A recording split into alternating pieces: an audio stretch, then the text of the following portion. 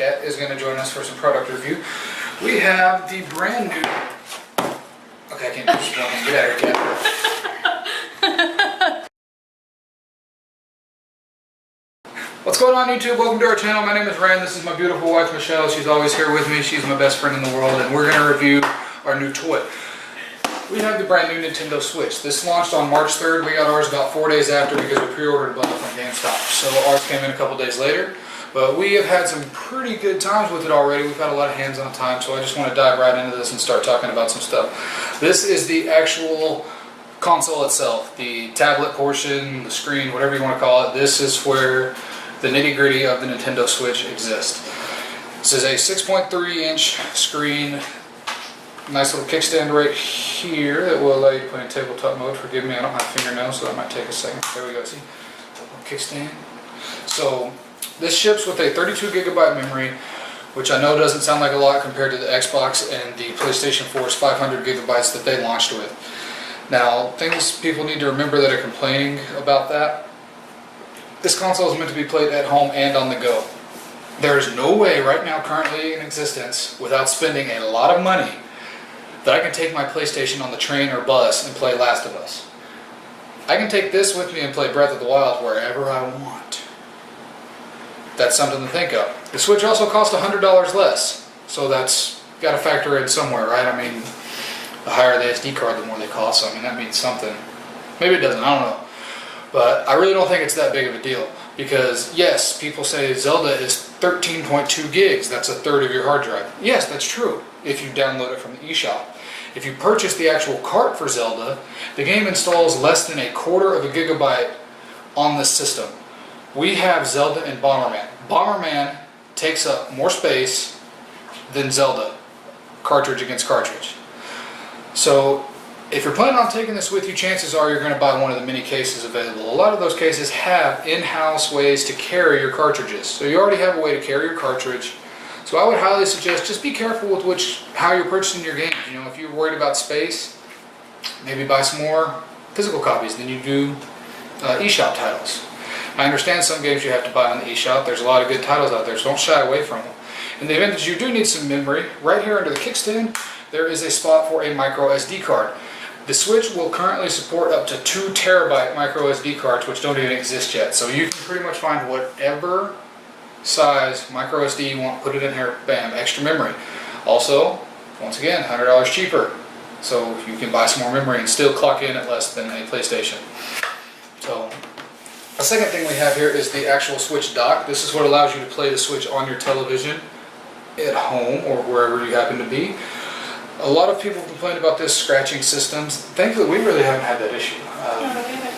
You know, I've taken it in and out playing whenever the kids want to watch Netflix or when Michelle would like to watch a movie. I'll take it out and I'll sit on the couch and play it. I would just say, you know, it's a delicate electronic. It has a screen. Just be careful. Take it straight up, straight down. You know, don't manhandle it. The other thing I was really impressed with that I didn't know about the dock was it has built-in cord management.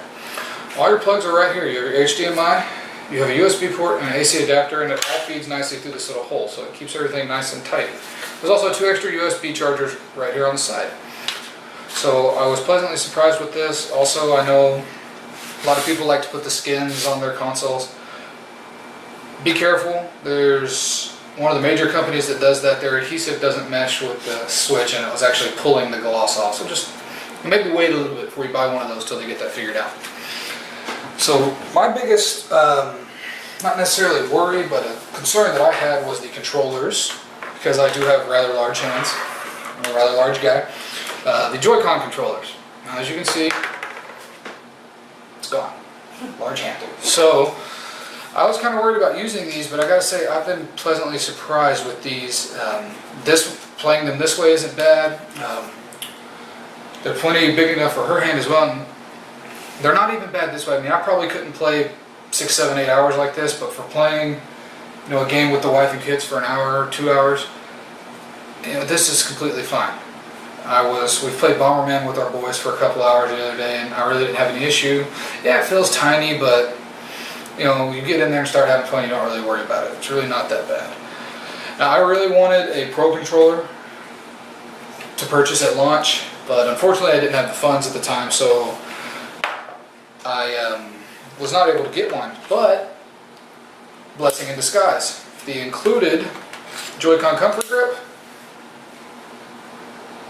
albeit very square, is just fine. This works great for my man hands, my giant meat hooks. I'll be honest, it's not very attractive. It's ugly to look at. It's a big square, but it's comfortable. This isn't bad. I do wish this had a little more texture to it. This is really smooth plastic, so unless you just got sandpaper hands, that it might be a little weird, but I really wish they'd put the rubber coating like they put on the Joy-Cons on it, but hey. This, to me, saved me $70. So, if you're kind of on the fence about a Pro controller, give this a fair shot. Maybe save yourself $70. I'm not saying the Pro controller doesn't have its benefits. It probably does, and there's probably some people out there who's maybe they've hurt their hand or their hand's even bigger than mine that this doesn't work for them and they need it. And that's fine. Go get it. That's great.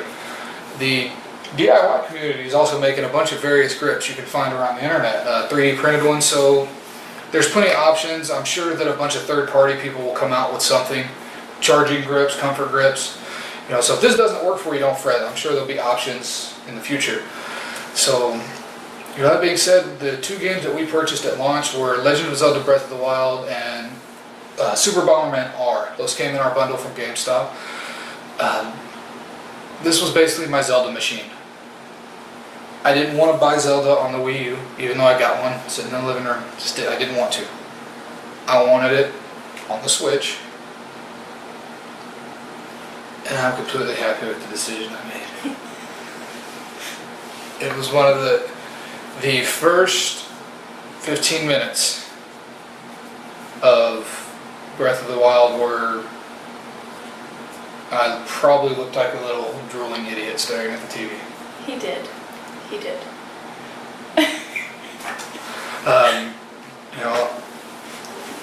I've played, I'm estimating probably 40 hours on Breath of the Wild. I generally hate open world games where I'm free to do whatever I want. Because I can do that in real life, and real life is boring. I don't even know what I'm supposed to be doing in Zelda because I keep running around doing other things. So, if you're a Zelda fan, if you're an open world gaming fan, if the combat system got an overhaul, it's amazing. You can snowboard on a shield. You can do everything in this game except throw a football or shoot a basketball. Technically, you can shoot a basketball because some of the puzzles, spoiler alert, you have to swish. Not exactly, but close. In Tyrol, that's how they play basketball.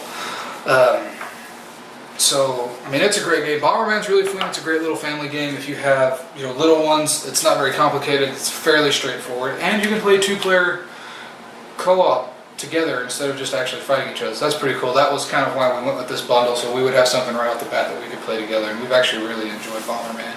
Pleasant surprise there. Glad to see him back.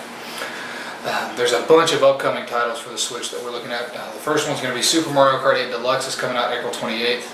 That's definitely something we're going to have to look into that we will be getting. Splatoon 2 is coming out in the summer. Super Mario Odyssey for holiday, I believe it is. Xenoblade 2 is also scheduled for this year. Lego Worlds is coming out on the Switch. Minecraft is going to get a Switch release. ARMS is coming out. There's some great indie titles coming out. Binding of Isaac is one that I played on the PlayStation that is getting a Switch release. Ubisoft is going to release Steep on the Switch, which is another one that I haven't got to play yet, so maybe not. I'm going to see if I can find somebody that has it and play it first. But all in all, if you can find one, or if you want to pre-order one, it's a great little console. You can take it wherever you want. You can play it at home. It looks great either way. The tablet is really well built. The dock could use some beefing up. The Joy-Cons are really well built. The comfort grip, a little on the light side. I'm used to my DualShock 4, so I wish there was a little more weight there. But all in all, it's a great console.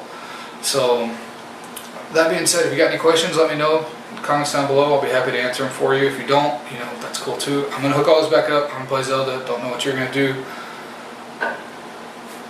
All right. See you next time.